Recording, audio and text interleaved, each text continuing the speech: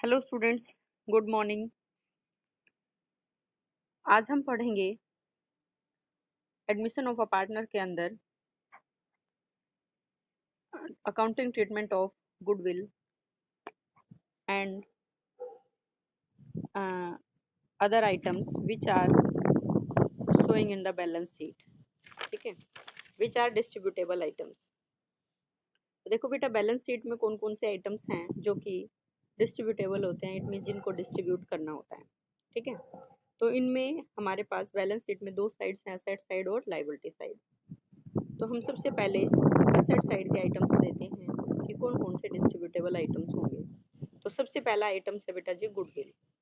ये वो गुडविल होती है जो कि परचेज गुडविल होती है। परचेज गुडविल इट मीन्स हमने अपना बिजनेस परचेज किया और बिजनेस परचेज करने के लिए जो हमने एक्स्ट्रा पेमेंट की।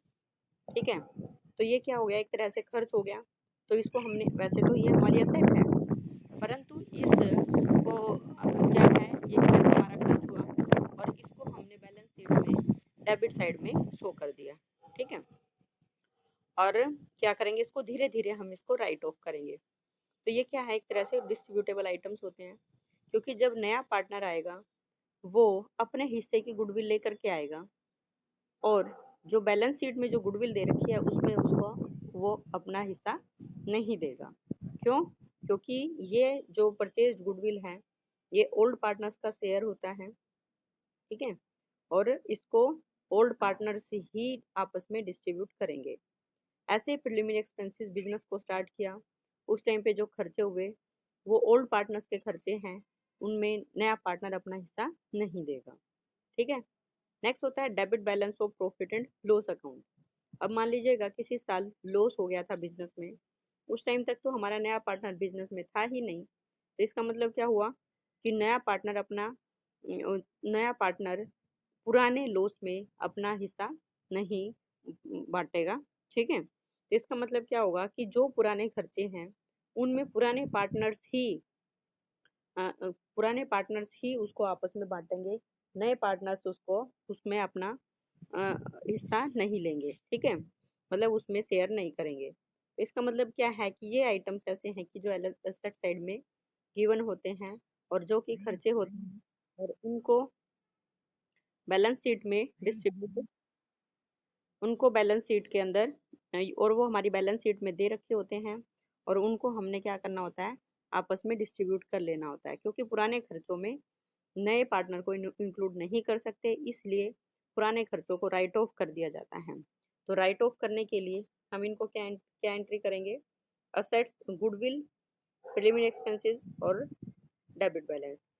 असेट्स का बैलेंस क्या होता है, वैसे तो हम कभी भी ये नहीं कहते कि बैलेंस शीट में एसेट डेबिट और क्रेडिट होता है, पर हम बैलेंस की बात करें तो असेट्स का बैलेंस डेबिट होता है और लाइबिलिटीज का बैलेंस क्या होता है, क्रेडिट होता है। ठीक है, तो असेट्स का बैलेंस डेबिट है, अब हम इनको राइट ऑफ कर रहे हैं। राइट ऑफ का मतलब घटा रहे हैं, खत्म कर रहे हैं। तो बैलेंस डेबिट है तो खत्म करने के लिए हम एंट्री क्या करेंगे, इनको क्रेडिट कर देंगे to goodwill account, to preliminary expenses account, to debit balance of profit and loss account. या डेबिट बैलेंस था, इनको इसलिए हमने एंट्री करते टाइम पे इनको क्या कर दिया, क्रेडिट कर दिया। और कहाँ डाल दिया, ओल्ड पार्टनर्स के कैपिटल अकाउंट में डेबिट कर दिया। इसका मतलब जब हम पार्टनर्स का कैपिटल अकाउंट बनाएंगे तो पार्टनर्स कैपिटल अकाउंट हम क्या करेंगे, पार्टनर्स कैपिटल अकाउंट ऊपर लिखेंगे, डेबिट साइड में लिखेंगे to goodwill, to premium expenses, to debit balance of profit and loss account, old partners के हिस्से में। क्लियर? ऐसे फिर हमारे पास बैलेंस शीट में लाइबिलिटी साइड में होते हैं, ये हमारे क्या होते हैं, एक तरह से बेनिफिट्स हैं, प्रॉफिट्स हैं। ठीक है, तो इनमें क्या है, सबसे पहला point profit and loss account का क्रेडिट बैलेंस है, इट मीन्स लाइबिलिटी साइड में दे रखा है तो क्या हुआ, वो क्रेडिट बैलेंस हुआ। ठीक है, और उसके बाद workman compensation fund. Workman compensation fund क्या होता है बेटा जी, ये वर्कर्स का होता है। ठीक है, वर्कर्स की क्षतिपूर्ति का फंड। कहने का मतलब क्या है कि मान लीजिएगा पार्टनर्स के साथ कोई पार्टनर्स की सैलरी में से हर बार कुछ ना कुछ अमाउंट काट ली जाती है। आपने सुना भी होगा कि हमारा कुछ ना कुछ मतलब पीएफ वगैरह कट रहा है, आपके भाई हैं या कोई है कंपनी वगैरह में जॉब कर रहा होगा। ठीक है,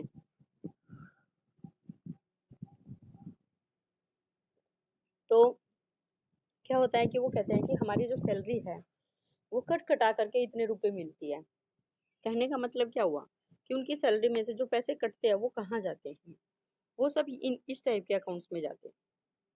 वर्कमैन कंपनसेशन फंड कि फ्यूचर में अगर कर्मचारी के साथ कोई भी मिस हैपनिंग हो जाती है तो उसको जो पेमेंट की जाती है वो इस फंड में से की जाती है, वर्कमैन कंपनसेशन फंड में से। ठीक है, कि मान लीजिएगा फ्यूचर में किसी भी कर्मचारी के साथ कोई एक्सीडेंट वगैरह हो जाता है या कुछ भी मिस हैपनिंग होती है तो जो ओनर होता है वो इस फंड में से वर्कर को पेमेंट करता है।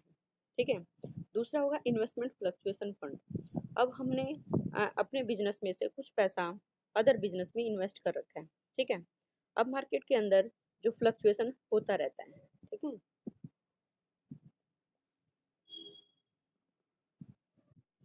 अब हमने कहा कि मार्केट के अंदर फ्लक्चुएशन होता रहता है। कैसे कि शेयर्स की वैल्यू अप एंड डाउन होती रहती है। ठीक है, तो अब हम ये चाहते हैं या पार्टनर्स ये चाहते हैं कि उनके जो शेयर्स में इन्वेस्टमेंट है, ठीक है, वो हमेशा सेम बनी रहे।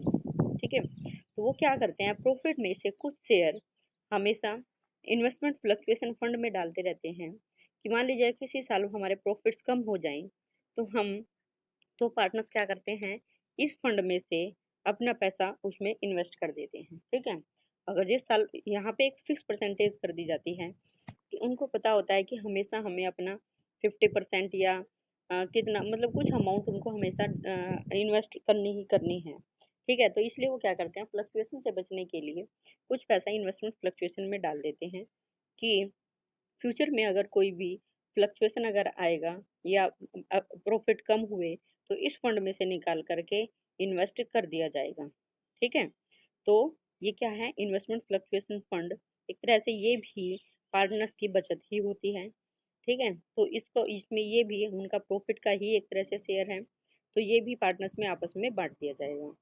नेक्स्ट होगा जनरल रिजर्व। जनरल रिजर्व के बारे में हम समझते हैं कि प्रॉफिट में से हर साल कुछ ना कुछ अमाउंट इस फंड में डिस्ट्रीब्यूट कर दी जाती है कि फ्यूचर में अगर कहीं पर भी जरूरत पड़ेगी तो इस फंड में से पैसा निकाल लिया जाएगा और यूटिलाइज कर लिया जाएगा, यूज कर लिया जाएगा। ठीक है, और इसी टाइप से कोई अदर रिजर्व है तो ये सब क्या है, हमारे बैलेंस शीट के डिस्ट्रीब्यूटेबल आइटम्स होते हैं जिनको कि पार्टनर्स को आपस में डिस्ट्रीब्यूट करना होता है। ठीक है, बात आती है कि अब इनको कैसे हम राइट ऑफ करेंगे। जैसे हमने असेट्स को राइट ऑफ किया, असेट्स का बैलेंस डेबिट है तो राइट ऑफ करते टाइम इनको क्रेडिट कर दिया। ठीक है, और लाइबिलिटीज का बैलेंस क्रेडिट है तो राइट ऑफ करते टाइम हम इनको क्या कर देंगे, डेबिट कर देंगे। ठीक है, तो profit and loss account debit, workman compensation fund debit, investment fluctuation fund debit, general reserve debit, और जितने भी रिजर्व हैं, इट मीन्स जितने भी ये सारे आइटम्स थे इन सबको हमने क्या कर दिया, यहाँ पर डेबिट कर दिया और किस रेशो में बांट दिया, ओल्ड पार्टनर्स के कैपिटल अकाउंट में ट्रांसफर कर दिया। किस रेशो में, ओल्ड रेशो में, क्योंकि मैंने आपको बताया कि ये क्या होगा कि पार्टनर्स का ये पुराने पार्टनर्स के प्रॉफिट्स हैं, इन प्रॉफिट्स में नए पार्टनर को कोई हिस्सा नहीं मिलेगा, इसलिए क्या किया कि इनको हमने ओल्ड रेशो में ही डिस्ट्रीब्यूट कर दिया। आई बात समझ में बेटा? अब हमारे क्वेश्चन में क्या दे रखा है इन्होंने कि when goodwill already appear in the balance sheet, when goodwill already appear in the balance sheet and new partners bring his share of goodwill in cash, ये बोला इन्होंने, शेयर ऑफ गुडविल या फिर premium of goodwill in cash. तो इसका मतलब क्या है, बैलेंस शीट में गुडविल कौन सी है, जो ये दे रखी है, तो इसको आप क्या करेंगे, राइट ऑफ करेंगे। तो राइट ऑफ कैसे करेंगे, वही same old partners capital account क्या हो जाएंगे, डेबिट, और टू गुडविल हो जाएगी किस रेशो में, ओल्ड रेशो में। अब जरूरी नहीं है कि सारे आइटम्स दे रखे हो, जो भी आइटम दे रखा होगा उसके अकॉर्डिंग हम उसको राइट ऑफ कर देंगे। समझ आई बात, क्लियर हो गया? तो अब चल रहे हैं हम क्वेश्चन की साइड। कहता है when goodwill already appear in the books and new partner bring his share of goodwill और प्रीमियम इन कैश, तो क्या करेंगे हम, पहले तो जो बैलेंस शीट में गुडविल ले रखी है उसको राइट ऑफ करेंगे। ठीक है, तो राइट ऑफ करने का फॉर्मूला क्या होगा, old partners capital account debit to goodwill account. ठीक है, किस रेशो में, goodwill written off in old ratio में। ठीक है, और जो नया पार्टनर अपने हिस्से गुडविल कैश में लेकर के आएगा, तो फिर हम उसको कैश में लाने की एंट्री कर देंगे जो हम पहले करते आए थे। It means cash account debit to good premium for goodwill, फिर उसके हिस्से की लाई हुई गुडविल को सेक्रीफाइस पार्टनर्स आपस में डिस्ट्रीब्यूट कर लेंगे। It means premium for goodwill account debit हो जाएगा to X capital account to Y capital, means sacrifice partners capital account हम बोल देंगे। ठीक है, देखिए क्वेश्चन क्या कहता है, L M N R partner sharing profit and loss in the ratio 4:3। They admit N for 27 share in the profits. उन्होंने एन को एडमिट किया कितने शेयर के लिए, 27 शेयर के लिए। अभी हमें I think new profit sharing ratio में को कैलकुलेट करने में किसी भी टाइप की कोई दिक्कत नहीं होगी। हमने ओल्ड न्यू रेशो कैलकुलेट करने के बहुत सारे तरीके हमने सीख लिए हैं। देखो क्या कहता है, एलिमेंट पार्टनर्स हैं, उनका रेशो कितना है, 4:3 है। They admit N 4 to 7 share in the profit, 2/7 हिस्से के लिए आता है। आगे देखो क्वेश्चन में इन्होंने ये नहीं कहा कि किस रेशो में डिस्ट्रीब्यूट करना है, तो इट मीन्स ओल्ड रेशो में डिस्ट्रीब्यूट करना है। बट आगे पहले हम पूरा क्वेश्चन पढ़ लेते हैं। N paid 30,000 for his share of goodwill. N है अपने हिस्से के गुडविल के लिए 30,000 रुपये लाता है। The new profit sharing ratio is this. अब देखो क्वेश्चन में दे दिया बेटा इन्होंने कि न्यू प्रॉफिट शेयरिंग रेशो दे दिया, तो इसका मतलब क्या है, old ratio minus new ratio कर देंगे तो क्या हो जाएगा, हमारा सेक्रीफाइस रेशो हो जाएगा। हमेशा ध्यान रखना है कि क्योंकि कोई भी प्रॉफिट होता है वो पहले दो पार्टनर्स में बट रहा था और वो प्रॉफिट 3 पार्टनर्स में बटेगा, तो नो डाउट अब जो प्रॉफिट 2 में बढ़ता था, मान लीजिएगा 50,000 प्रॉफिट था, वो सिर्फ 2 में बढ़ता था, मान लीजिए इक्वल इक्वल बढ़ता था, तो इसका मतलब उन दोनों को 25-25 हजार रुपये मिलता था। अब नया पार्टनर आ जाता है, उसको भी इक्वल हिस्सा दिया जाता है, तो वो प्रॉफिट अब 3 में बटेगा। तो इसका मतलब क्या हुआ, अब तीनों का प्रॉफिट हिस्सा जो होगा वो कम कम हो जाएगा। तो इसका मतलब क्या होगा कि पुराना हिस्सा ज़्यादा था, न्यू हिस्सा कम है, तो क्या करेंगे, हमेशा ज़्यादा में से कम घटाते हैं हम। तो ज़्यादा शेयर कौन सा हुआ, ओल्ड रेशो। न्यू रेशो जो कम शेयर कौन सा हुआ, न्यू रेशो। इसलिए हमने क्या किया, old ratio minus new ratio कर दिया, तो वो क्या आ गया, हमारा सेक्रीफाइस रेशो आ गया। ठीक है, तो सेक्रीफाइस रेशो कैलकुलेट कर लेंगे हम। फिर goodwill account appear in the books eight 15,750। Balance sheet में जो गुडविल अकाउंट दे रखा है, तो इसको क्या करेंगे, राइट ऑफ। तो कौन पार्टनर्स है पुराने, एल और एम है, तो उनका रेशो 4:3 है। L's capital account debit, M's capital account debit to goodwill account. ठीक है, उसके बाद नए पार्टनर्स के लाने की एंट्री कर देंगे। Bank account debit to premium for goodwill account that is 30,000 question में दे रखी है। फिर उस गुडविल को आपस में डिस्ट्रीब्यूट कर लिया जाएगा। Premium for goodwill account debit to L और एम। इससे पहले हमें उनका सेक्रीफाइस रेशो निकालना है। हमने देखा कि old ratio minus new ratio किया तो दोनों इक्वल इक्वल सेक्रीफाइस कर रहे हैं, तो इसलिए इक्वल इक्वल उनमें बीच उनके अंदर डिस्ट्रीब्यूट कर दिया जाएगा। क्लियर। नेक्स्ट पॉइंट आता है बेटा जी, when the new partner doesn't bring his share of goodwill और प्रीमियम इन कैश। ध्यान देंगे कि जब नया पार्टनर अपने हिस्से की गुडविल है या फिर वो प्रीमियम है वो नगद में नहीं लाता है, ठीक है, तो उस केस में हम क्या एंट्री करेंगे। तो इसके लिए हम अकाउंटिंग स्टैंडर्ड 26 के बारे में बात कर रहे हैं पहले, क्योंकि अकाउंटिंग स्टैंडर्ड 26 है वो इंटेंजिबल असेट्स के रिगार्डिंग होता है, और उसमें ये कहा गया है कि ख्याति को पुस्तकों में तभी लेखांकित किया जाता है जब इसके प्रतिफल स्वरूप नगद या नकदी के बदले में कुछ मूल्य चुकाया जाता है। ठीक है ना, कि हम बैलेंस शीट में जो गुडविल अपीयर करते हैं वो तभी शो करते हैं जब जिसके बदले में या तो कोई मूल्य चुकाया गया हो, ठीक है, या फिर मतलब उसका प्रतिफल स्वरूप नगद या नकदी के बदले कुछ मूल्य चुकाया गया, या तो हमने कैश पेमेंट की है या फिर कैश के बदले और कोई वैल्यू हमने पेमेंट की है। ठीक है, तो इसलिए बैलेंस शीट में हमेशा परचेज गुडविल आएगी। इसका अर्थ है कि केवल क्रय की गई ख्याति को ही पुस्तकों में लेखांकित किया जाता है। अभी मैंने थोड़ी देर पहले जब मैं बैलेंस शीट दिखा रही थी आप लोगों को, तो उस टाइम पे मैं आपको बताया कि बैलेंस शीट में जो गुडविल होती है वो परचेज गुडविल होती है। ठीक है, तो किसी साझेदार के प्रवेश, अवकाश ग्रहण और मृत्यु के समय अथवा वर्तमान साझेदारों के लाभ विभाजन अनुपात में परिवर्तन के समय फर्म की पुस्तकों में ख्याति खाता नहीं खोला जा सकता।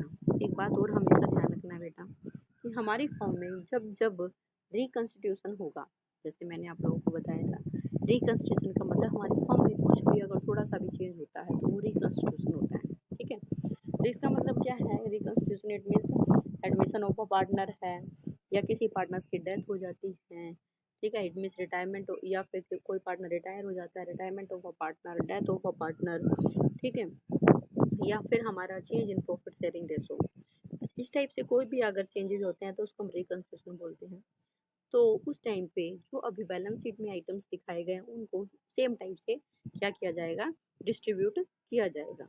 ठीक है, जैसे मैंने आपको अभी बताया, सेट्स वाले आइटम्स को राइट ऑफ कर देंगे, लाइबिलिटी साइड वाले आइटम्स हैं उनको हम क्या कर लेंगे, डिस्ट्रीब्यूट कर लेंगे। ठीक है, तो इसलिए कहता है कि किसी साझेदार के प्रवेश, अवकाश व मृत्यु के समय या वर्तमान साझेदारों के लाभ विभाजन अनुपात में परिवर्तन के समय फर्म की पुस्तकों में ख्याति खाता नहीं खोला जा सकता, क्योंकि यह नए क्रय की गई ख्याति it means non purchase goodwill या फिर इंटरनल जनरेटेड गुडविल होगी, और इसके बदले में या नगद या नकदी के बदले में कोई मूल्य नहीं चुकाया गया है। समझ आया पॉइंट? तो इसके लिए हमने क्या करना होगा कि जब हम गुडविल को इवेलुएट करेंगे तो नए पार्टनर अपने हिस्से की गुडविल को नगद में नहीं लाता है, तो उसके लिए क्या करेंगे, हम एडजस्टमेंट एंट्री करेंगे। और एडजस्टमेंट कैसे की जाएगी, तो ख्याति के लिए समायोजन साझेदारों के पूंजी खातों के माध्यम से किया जाना चाहिए। इट मीन्स पार्टनर्स के कैपिटल अकाउंट से हमने उनको क्या करना चाहिए, एडजस्टमेंट करना चाहिए। ठीक है, इसके लिए क्या करेंगे, हम नए पार्टनर्स के करंट अकाउंट को उसके हिस्से की ख्याति की राशि से डेबिट किया जाएगा। ठीक है, मतलब कहने का क्या होता है बेटा, जब नया पार्टनर आता है और वो अपने हिस्से के गुडविल को नगद में नहीं लाता है तो हम क्या करेंगे, पहले तो हम ये देखेंगे कि हमारे जो फर्म्स की गुडविल है उसमें नए पार्टनर का शेयर कितना है। ठीक है, तो नए पार्टनर का क्योंकि वो अपने हिस्से के अकॉर्डिंग गुडविल आएगा, कई बार तो क्वेश्चन में दे दिया जाता है कि जो न्यू पार्टनर है अपने हिस्से की गुडविल को नगद में लाना, मतलब उसका हिस्सा इतना है परंतु वो उसको नगद में नहीं लाता, तो उस केस में क्या करेंगे, तो न्यू पार्टनर्स के हम करंट अकाउंट में से राइट ऑफ करेंगे, निकालेंगे सॉरी। तो न्यू पार्टनर्स करंट अकाउंट क्या हो जाएगा, डेबिट हो जाएगा to old partners capital account.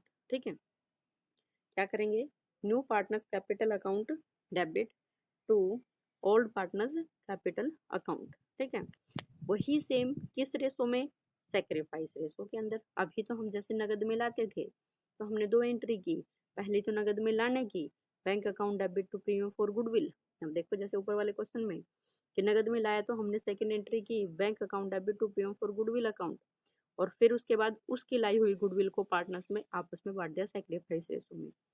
अब क्योंकि नया पार्टनर अपने हिस्से गुडविल नगद में नहीं लाया है, इसलिए ये बैंक वाली एंट्री तो खत्म हो जाएगी, और यहाँ पे प्रीमियम फॉर गुडविल अकाउंट की जगह क्या हो जाएगा, न्यू पार्टनर्स करंट अकाउंट हो जाएगा, और नीचे आ जाएगा वही same to old partners capital account. ध्यान देंगे बेटा, new partners current account to क्या आ जाएंगे, ओल्ड पार्टनर्स कैपिटल अकाउंट, किस रेशो में, उनके सेम सेक्रीफाइस रेशो के अंदर। ओके, तो देखो ये लिखा हुआ है कि new partners current account debit to old partners capital account. ठीक है, किस रेशो में, सेक्रीफाइस रेशो में। ओके, देखो क्वेश्चन कहते हैं A B R partner sharing profits in the ratio of 3:2। They admit C into the partnership with 1/4 share in the future profits. क्या कहा कि ए और बी पार्टनर्स हैं, उनका रेशो कितना है, 3:2 है। They admit C into the partnership with 1/4 share in the future profits. The new profit sharing ratio is 5:4:3. Okay, तो old ratio minus new ratio करेंगे तो क्या रहेगा, सेक्रीफाइस रेशो आ जाएगा। C brings into the business 50,000 for his capital. अब देखो क्या कहा, सी अपने हिस्से के 50,000 रुपये कैपिटल के रूप में लाता है, but couldn't bring any amount for goodwill, परंतु गुडविल की कोई अमाउंट नहीं ला पाता। ठीक है, तो जब भी हमेशा ध्यान रखना है कि नया पार्टनर आएगा तो अपने हिस्से की गुडविल जरूर लाएगा। ठीक है, ये हो सकता है कि वो नगद में नहीं लाता। ठीक है, नगद में भी ला सकता और नगद में नहीं भी ला सकता। यहाँ पे इन्होंने बोल दिया कि वो अपने हिस्से गुडविल नहीं लाया, तो हम क्या करेंगे, पहले हम देखेंगे कि फर्म की टोटल गुडविल कितनी है। The firm's goodwill on the C's admission was valued at 48,000। Firm की गुडविल 48,000 है, उसमें से हम क्या करेंगे, उसका हिस्सा निकालेंगे सी का। ठीक है, सी का हिस्सा कितना है? 5 और 4 9 और 3 12। ठीक है, तो 3/12 हिस्सा किसका है? सी का है। तो 48,000 गुना में 3/12, 12 चौके 48, 3, ठीक है, 4 3 12, 12,000 रुपये उसके हिस्से की गुडविल हो जाएगी। तो हम सबसे पहले क्या करेंगे, एंट्री कैसे की जाएगी कि जो सी आया है अपने हिस्से की कैपिटल तो कैश में लाया है, इसलिए क्या करेंगे, bank account debit to C's capital account. ठीक है, कैपिटल की एंट्री कर दी, बट गुडविल की एंट्री क्या होगी, C's current account debit to A's capital account और टू बीज कैपिटल अकाउंट। ठीक है, 12,000 हमने निकाले, फर्म की टोटल गुडविल 48,000 रुपये, उसमें 1/4 इट मीन 3/12। ठीक है, 3/12 हिस्सा, इसको काटेंगे तो 1/4 आएगा, इसका मतलब 12,000। तो यहाँ एंट्री करेंगे, C's current account debit 12,000 to A's capital account and to B's capital account. Okay, ठीक है, और किस रेशो में बांटना था ये हमने, सेक्रीफाइस रेशो में। तो हमने सेक्रीफाइस रेशो निकाला, old ratio minus new ratio किया। ठीक है, तो ए और बी दोनों सेक्रीफाइस कर रहे हैं किस रेशो में, 11:4 के रेशो में। ओके, नेक्स्ट पॉइंट आता है बेटा जी, फिर when goodwill already appear in the books of the firm and new partner doesn't bring his share of goodwill or premium in cash। वही सेम पॉइंट कि पहले से गुडविल दे रखी है और नया पार्टनर अपने हिस्से नहीं लाया। ठीक है, तो क्या करेंगे हम, सबसे पहले तो बैलेंस शीट के आइटम को राइट ऑफ करना है। ठीक है, तो बैलेंस शीट में क्या आइटम दे रखे हैं, X and Y are partner sharing profits and loss in the ratio of 5:3। they agreed to admit Z into partnership for 1/8 share। ठीक है, which he acquires equally from X and Y. क्या कहा कि x और Y partners हैं, उन्होंने Z को admit किया 1/8 शेयर के लिए, और कहता है which he acquires equally from X and Y. देखो बेटा जी, इसमें दे दिया इन्होंने, सेक्रीफाइस कितना है, जितना जितना जेड अपना हिस्सा अदर पार्टनर से लेता है, मीन्स जेड जितना जितना अपना हिस्सा अदर पार्टनर से लेता है, तो अदर पार्टनर्स का वही क्या हो जाएगा, सेक्रीफाइस केस हो जाएगा। देखो उन्होंने लिखा है कि Z in bring in Z is admitted into partnership for 1/8 share which he acquires। It means वो अपना हिस्सा 1/8 हिस्सा है जो लेता है equally from X and Y, X और वाई से बराबर बराबर। तो इसका मतलब उन्होंने सेक्रीफाइस भी बराबर बराबर किया है। His share of goodwill, it means sacrifice ratio क्या हो गया, equal equal.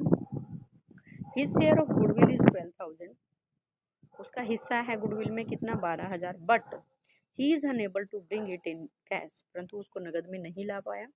Goodwill already appear in the books at 40,000। ठीक है, बुक्स में गुडविल है जो पहले से दिखा रखी है कितनी, 40,000 दिखा रखी है। क्लियर, तो पहले तो बैलेंस शीट की गुडविल को राइट ऑफ करो ओल्ड पार्टनर्स के ओल्ड रेशो में। ठीक है, तो 2 गुडविल हो जाएगा and X and Y capital account debit हो जाएंगे। फिर उसके बाद वो अपने उसका हिस्सा 12,000 रुपये है नए पार्टनर का, तो जेड्स करंट अकाउंट डेबिट। ठीक है, 2 एक्स एंड वाई देखो इक्वल इक्वल रेशो में डिस्ट्रीब्यूट कर रखा है, कैलकुलेट करने की भी जरूरत नहीं है क्योंकि लिख देंगे वो इक्वल इक्वली उनसे लेता है, तो sacrifice ratio is equally. Okay, same next question रहेगा, कर देंगे बेटा। ओके, ट्वेल्थ क्वेश्चन देखें एक बार। P and Q share profits in the ratio of 7:3। R is admitted for 2/7 share in the profits। Goodwill already appear in the balance sheet at 1 lakh. तो पहले balance sheet वाली goodwill को write off, P capital account debit, Q capital account debit to goodwill. ठीक है, pass necessary journal entries if R cannot bring cash for his share of goodwill 80,000। क्या कहा, are अपने हिस्से की गुडविल कैश में नहीं ला पाया, तो no problems, R current account debit to P and Q. अब देखो क्वेश्चन में ना इन्होंने सिर्फ यूँ कहा कि आर आया है 2/7 हिस्से के लिए। ठीक है, तो मैं आपको बार बार बताती हूँ कि जब हमें न्यू पार्टनर का शेयर दे दिया और आगे कुछ नहीं कहा, तो इट मीन्स जो ओल्ड पार्टनर्स का जो ओल्ड रेशो है वही उनका क्या होगा, सेक्रीफाइस रेशो होगा। समझ आई बात? हेलो, क्या कहा मैंने, कि नए पार्टनर्स का हिस्सा दे रखा है आगे कुछ नहीं है, तो ओल्ड पार्टनर्स का ओल्ड रेशो ही उनका सेक्रीफाइस रेशो होगा। क्यों होगा, क्योंकि 2/7 को देने के बाद जो हिस्सा बचेगा उसको दोनों पार्टनर्स अपने ओल्ड रेशो में बांट लेंगे। ठीक है, तो वह उस रेशो में बांटेंगे तो वही उनका क्या हुआ, सेक्रीफाइस हुआ। तो देख लें यहाँ पर, ठीक है। तो R's current account debit to P and Q capital account. देखो 56 और 24,000 रुपये जो आए हैं, तो किस रेशो में आए हैं, 8 3 24, 8 7 56, ठीक है। तो 7 और 3 का हो गया, क्लियर। नेक्स्ट आता है, फिर वो अपने हिस्से की गुडविल को कैश में लाता है। तो कैश में लाने की एंट्री पहले तो बैलेंस शीट की गुडविल राइट ऑफ, फिर bank account debit to premium for goodwill, फिर premium for goodwill account debit to P and Q. Okay. अब जो ये नेक्स्ट पॉइंट है, when new partner brings in only a part of his share of goodwill और premium. इसका मतलब क्या है कि बेटा, कि आप जो नया पार्टनर आता है वो अपने हिस्से की गुडविल का कुछ पार्ट तो नगद में लाता है और कुछ क्या करता है, नगद में नहीं लाता। तो आपने क्या करना है, जितना हिस्सा वो नगद में लाएगा तो उसको नगद में लाने की एंट्री कर देंगे, ठीक है। Bank account debit to premium for goodwill and premium for goodwill account debit to capital account P and Q, जो या एक्स और वाई जो भी है सेक्रीफाइस रेशो में। और जितना वो नगद में नहीं लाता है तो उसको करंट अकाउंट में से निकाल लेंगे। तो हम दोनों की एंट्री एक ही कर देंगे, ठीक है। तो देखो question, A and B are partners sharing profit and loss in the ratio of 3:2. They admit C into partners for 1/4 share in the profits which he takes। देखिए इन्होंने, देखो C फर्म में आया है 1/4 हिस्से के लिए, which he takes 1/6 from A and 1/12 from B, जिसको 1/6 हिस्सा A से लेता है और 1/12 हिस्सा B से लेता है। तो A और B का सेक्रीफाइस कितना हुआ, जितना जितना उन्होंने दिया, 1/6 और 1/12। तो इसको कैलकुलेट करेंगे तो 2 और 1 का रेशो बन गया, ठीक है ना, 2 और 1 बन गया ना। तो सेक्रीफाइस रेशो कितना हो गया, 2 and 1। सी ब्रिंग्स, देखो क्वेश्चन में ही होता है बेटा जी, वो कितना सेक्रीफाइस करते हैं, दे दिया इन्होंने कि 1/4 हिस्से के लिए आया और वो अपना 1/4 हिस्सा 1/6 ए से लेता है और 1/6 1/12 बी से लेता है। तो ए ने 1/6 हिस्सा दिया और बी ने 1/12 दिया, तो इट मीन्स 1/6 और 1/4 12, तो इसका सेक्रीफाइस हो गया, इट मीन्स 2:1, ठीक है। C brings 50,000 as goodwill out of his share of 90,000। C का 90,000 रुपये शेयर था गुडविल में का, उसमें से वो 50,000 रुपये नगद में लाया। तो नगद में लाने की entry bank account debit to premium for goodwill, और टोटल है 90,000। तो जितनी नगद में लाया उसको तो प्रीमियम फॉर गुडविल 50, जितने नगद में नहीं लाया 40 रह गई, तो उसको करंट अकाउंट में से निकाल देंगे। C is current account debit to A capital account and to B is capital account. Total 90 को उनके सेक्रीफाइस रेशो में डिस्ट्रीब्यूट कर दिया। ओके, हाँ जी। नेक्स्ट पॉइंट क्या है, change in profit sharing ratio. कि कई बार ऐसा होता है कि जैसे ही नया पार्टनर बिजनेस में आता है तो उनका प्रॉफिट शेयरिंग रेशो चेंज हो जाता है। जैसे दे रखा है, कभी कभी साझेदार किसी नए साझेदार के प्रवेश होने पर भी अपने लाभ विभाजन अनुपात में परिवर्तन कर लेते हैं, ठीक है। तो उस केस में क्या रहेगा, तो हम ये देखेंगे कि नए पार्टनर आने से पहले उनका ट्रीटमेंट एंट्री क्या हुई और उनका ओल्ड रेशो क्या था, न्यू रेशो क्या था, ठीक है। देखो X Y Z are partner sharing profits in the ratio of 5:1। It is now agreed that they will share future profits in the ratio of 3:3:4। देखो पहले क्या था, एक्स वाई जेड ही थे, अभी भी एक्स वाई जेड ही है, तीनों का रेशो दे दिया इन्होंने। Goodwill is valued at 1 lakh. तो देखो जो गुडविल 1 लाख रुपए 5:1 में बढ़ती थी, अब वो बढ़ेगी 3:3:4 में। इट मीन्स जो नया रेशो क्रेडिट होगा उनके अकाउंट में और जो पुराना रेशो है वो हट जाएगा, इट मीन्स डेबिट हो जाएगा। तो क्या करना है कि goodwill credited in old ratio, उसको हम क्या कर देंगे, डेबिट कर देंगे, ठीक है। जैसे कि इसमें आपको दिखाई दे रहा होगा जो हमारी पीडीएफ है, तो इसमें क्या है 50,000, 40,000 एंड 10,000। तो पहले इसको डेबिट कर दिया, इसके आगे लिख भी देंगे हम, डेबिट है 50, 40 एंड 10। फिर जो नया रेशो है, क्योंकि वो सही रेशो है तो उसको क्रेडिट करेंगे। तो 3:3:4 में 3:3:4 30 30 40।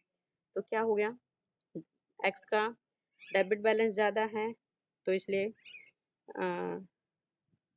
क्या आएगा, देखो इन्होंने ना क्या कर रखा है, इन्होंने क्रेडिट क्रेडिट और डेबिट इस टाइप से लिख रखे हैं।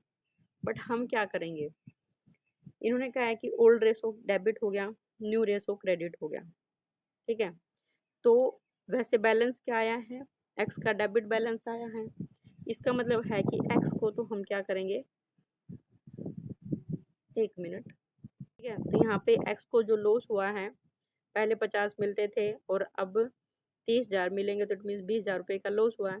तो इस लॉस की भरपाई कौन करेगा, जिसको बेनिफिट होगा। अब यहाँ पे जो वाई है उसको पहले 40 मिलते थे, अब 30, तो इसको 10,000 रुपये का लॉस हुआ है। अब जेड है, उसको पहले 10 मिलते थे, अब 40 मिले, इट मीन्स 30,000 रुपये का बेनिफिट। तो ये 30,000 रुपये का बेनिफिट है, तो ये अपने हिस्से में से अदर पार्टनर्स को देगा। तो इसलिए हम क्या करेंगे, जेड कैपिटल अकाउंट क्या कर देंगे, डेबिट 30,000 रुपये से, ठीक है। एक्स को कितना लॉस हुआ है और वाई को कितना लॉस हुआ है, उनकी एडजस्टमेंट एंट्री कर देंगे, ठीक है। समझ आया बेटा। तो और उनका सेक्रीफाइस रेशो निकाल लेंगे, ठीक है। कहता है A B C, question number 26, A B and C were in partnership sharing profit and loss in the ratio of 7:3:2, ठीक है। On 1st April 2015, they admit D into partnership on the following terms. D is to bring in 1 lakh rupee as capital. देखो ए B सी थे, D आ गया है, ठीक है। D अपने हिस्से की कैपिटल लाया है 1 lakh rupee, and goodwill to be valued at 80% of the average annual profits of the previous 3 and 4 years which is higher, ठीक है। देखो क्या लिखा इन्होंने, गुडविल है उसका वैल्यूएशन होगा 80% of the average annual profits, कि जो भी उसके एवरेज एनुअल प्रॉफिट्स होंगे ऑफ प्रीवियस 3 और 4 ईयर्स, पहले तो हम पिछले 3 सालों का प्रॉफिट्स का एवरेज करेंगे, फिर हम 4 सालों के प्रॉफिट्स का एवरेज करेंगे, विच एवरेज हायर, जो भी ज़्यादा होगा, फिर उसका 80% निकाल लेंगे, तो वो क्या हो जाएगी, हमारी गुडविल हो जाएगी, ठीक है। और वो D will bring in his share of goodwill in cash, D अपने हिस्से की जो गुडविल है वो क्या लाता है, नगद में लाता है। अब ये देखना है कि वो प्रीवियस 3 ईयर्स कौन से हैं, जिस डेट पे हम कैलकुलेशन कर रहे हैं उस डेट से पिछले 3 साल। अब हम कैलकुलेशन कर रहे हैं 1 अप्रैल 2015 में कर रहे हैं, तो इट मीन्स इससे पिछला साल कौन सा होगा, इट मीन्स हमारे पास प्रॉफिट दे रखे हैं 31 मार्च को, तो पिछले 3 साल 2015, 14 और 13। बच्चे गलती कर जाते हैं, यहाँ पे स्टार्टिंग वाले 3 ईयर्स ले लेते हैं, 12, 13 और 14, ठीक है। नो, उन्होंने कहा कि previous 3 years, previous it means जिस डेट पे कैलकुलेशन कर रहे हैं उस डेट से पिछले 3 साल। अब हम कैलकुलेशन कर रहे हैं 1 अप्रैल 2015, इट मीन्स 31 मार्च 2015, तो इससे पिछला साल, एक तो 31 मार्च 2015, 31 मार्च 2014, 31 मार्च 2013, ठीक है। तो इसका मतलब यहाँ ये हमारे पिछले 3 साल होंगे। पहले तो हम 75, 1 लाख और 68,000 इनका एवरेज करेंगे, फिर हम चारों सालों का एवरेज करेंगे, ठीक है। देखो वर्किंग नोट यहाँ दे रखा है, average profit of 3 years 68, 1 and 75/3, 81 हो गया। एवरेज प्रॉफिट ऑफ 4 ईयर्स, इनका हो गया 84। अब क्वेश्चन में क्या है, विच एवरेज हायर, हायर कौन सा हुआ, 84, तो 84 का फिर उन्होंने कहा कि 80%, 84,000 का 80% दैट इज 67,200, तो ये हो जाएगी हमारी फर्म की गुडविल। अब इस गुडविल में जो नया पार्टनर आया उसका हिस्सा, अब नया पार्टनर कितने हिस्से के लिए आया है, क्वेश्चन में दे रखा है इन्होंने कि अभी तक इन्होंने नहीं बताया हमें, क्योंकि हमें पूरा क्वेश्चन पढ़ना पड़ेगा। दे रखा है कि new profit sharing ratio will be 4:3:3:2, तो 4 और 3 7 और 3 10 और 2 12, 2/12 हिस्सा, तो डी का हिस्सा कितना हो गया, 2/12 हिस्सा, ठीक है। तो 11,200 रुपये नया पार्टनर अपने हिस्से की गुडविल को कैश में लेकर के आएगा, ठीक है। तो लाने की एंट्री कर देंगे, बैंक अकाउंट डेबिट, डीज कैपिटल अकाउंट, कैपिटल लाया है वो 1 लाख रुपए, क्वेश्चन में दे रखी है। गुडविल हमने कैलकुलेट कर ली 11,200, तो प्रीमियम फॉर गुडविल अकाउंट। अब फिर प्रीमियम फॉर गुडविल अकाउंट को सेक्रीफाइस रेशो निकाल लेंगे पार्टनर्स का।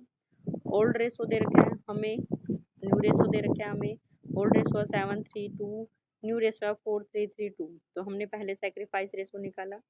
सेक्रीफाइस रेशो में हमने देखा कि जो ए है वो तो सेक्रीफाइस कर रहा है, बी कोई सेक्रीफाइस नहीं कर रहा, और सी क्या कर रहा है, गेन। इट मीन सी को पहले जो 2 रुपये मिलते थे, अब नए हिस्से के अंदर कितने मिल रहे हैं, 3 रुपये। ध्यान देना बेटा जी, कैलकुलेशन करोगे जब आप, तो पहले जैसे 7/12 था और अब 4/12 है, ए का, तो ए को पहले एक तरह से 12 में से 7 रुपये मिल रहे थे, अब 12 में से 4 रुपये मिले, इट मीन्स उसका हिस्सा हो गया कम। बी पे कोई इफेक्ट नहीं, पहले भी 3/12 था, अभी भी। सी को पहले 2/12, इट मीन्स 12 में से 2 रुपये, और सी है अब उसको मिल रहे हैं 12 में से 3 रुपये, इट मीन्स उसको हो गया गेन। ठीक है, तो हमें इस बात का ध्यान रखना है कि अगर कोई पार्टनर गेन करता है, ठीक है, रेशो चेंज होने से किसी पार्टनर को गेन होता है, तो वो भी अपने हिस्से की गुडविल लेकर के आएगा। ठीक है, तो अब हम यहाँ पे सी का हिस्सा भी कैलकुलेट करेंगे फर्म की गुडविल में। अब फर्म की गुडविल हमने ऊपर कैलकुलेट की, कितनी है, ये आई है 67,200। ठीक है, अब इसमें उसका हिस्सा निकालेंगे। देखो 67,200 में सी 1/12 हिस्से के लिए गेन कर रहा है, तो 1/12 हिस्सा निकालेंगे, वो हो गया 5600। ठीक है, तो 5600 सी भी अपने हिस्से की गुडविल को लेकर के आएगा। ठीक है, तो देखो ये रखा है प्रीमियम फॉर गुडविल, डी का हिस्सा 11,200 रुपये, सी का हिस्सा 5600 है, और दोनों को जो पार्टनर सेक्रीफाइस करेगा, अब सेक्रीफाइस सिर्फ ए कर रहा है तो ए को मिल जाएगा to A's capital account. Okay, आगे क्वेश्चन में क्या क्या रखा है इन्होंने, the new partners is entitled to a salary of 500 per month. नए पार्टनर को सैलरी मिलेगी 500 रुपये पर मंथ, इट मीन 6,000 रुपये हो गए। और be personally guaranteed that the aggregate of salary and share of profit of the new partner shall not be less than 40,000 per annum। क्या कहा इन्होंने कि जो न्यू पार्टनर है 50,000 रुपये पर मंथ अपनी सैलरी लाता है। बी पर्सनली गारंटी देता है कि वो सैलरी और share of profit of new partner shall not be less than 40,000 per annum. ठीक है, कि सैलरी और प्रॉफिट में हिस्सा 40,000 रुपये से कम नहीं होगा। इट मीन्स अगर 40,000 रुपये से कम आ जाता है तो जितनी कमी आई है उसको कौन देगा, बी देगा। ठीक है, तो अब हम देखेंगे कि उसका शेयर बनता कितना है। Profits for the year ending 31st March 2016 amounted to 1,95,000 before charging D salary। D की सैलरी चार्ज करने से पहले 1,95,000 है, तो हम क्या बनाएंगे, प्रॉफिट एंड लॉस एप्रोप्रिएशन बनाएंगे एक तरह से। ठीक है, तो पहले हम 1,00,000 जो हमारे पास 95,000 है उसमें से सी की सैलरी घटा देंगे, डेबिट कर देंगे। प्रॉफिट एंड लॉस एप्रोप्रिएशन में क्रेडिट साइड में 95, डेबिट साइड में 6,000, डिफरेंस आ गया, बच गए प्रॉफिट्स 1,00,000, कितने, 1,89,000। ठीक है, अब इसको किस रेशो में बांटेंगे, जो पार्टनर्स का रेशो है। ठीक है, 4:3:2, क्योंकि उसमें डी भी इंक्लूड होगा, क्योंकि नया पार्टनर डी भी आ गया। तो ये बन गया उनका 63, 47, 250, 47, 250, 31, 500। अब डी को गारंटी कितनी मिली है कि उसको 6,000 रुपये प्रॉफिट भी मिलेगा ना, 6,000 रुपये सैलरी मिलेगी। अब डी का हिस्सा 31,000 प्लस 6,000 रुपये सैलरी, तो टोटल कितने हो गए, 37,500 हो गए। जबकि गारंटी कितनी मिली है उसको, 40,000 रुपये की गारंटी मिली है ना, क्वेश्चन में दे रखा है कि उसको 40,000 रुपये हिस्सा मिलेगा, अगर कम होता है तो उसको कौन देगा, बी। अब हमने देखा 31,500 रुपये तो उसको प्रॉफिट का हिस्सा मिल रहा है, प्लस 6,000 रुपये उसको सैलरी मिल रही है, तो टोटल हो गए 37,500, डिफरेंस आ गया 2,500 रुपये का। ठीक है, 2,500 रुपये का, तो इस 2,500 रुपये को कौन देगा, बी देगा। तो बी के अकाउंट में से 2,500 रुपये घटा देंगे और डी के अकाउंट में 2,500 रुपये ऐड कर देंगे। आई बात समझ में, एंट्री करेंगे तो बी के अकाउंट में से घट रहे हैं तो बी को डेबिट कर देंगे, और डी को मिल रहे हैं तो उसको क्रेडिट कर देंगे। देखो जनरल एंट्री करेंगे, जिन्होंने नहीं कर रखी अब बट हम कर सकते हैं, क्या हो जाएगा, B's capital account debit to D's capital account 2,500। Okay.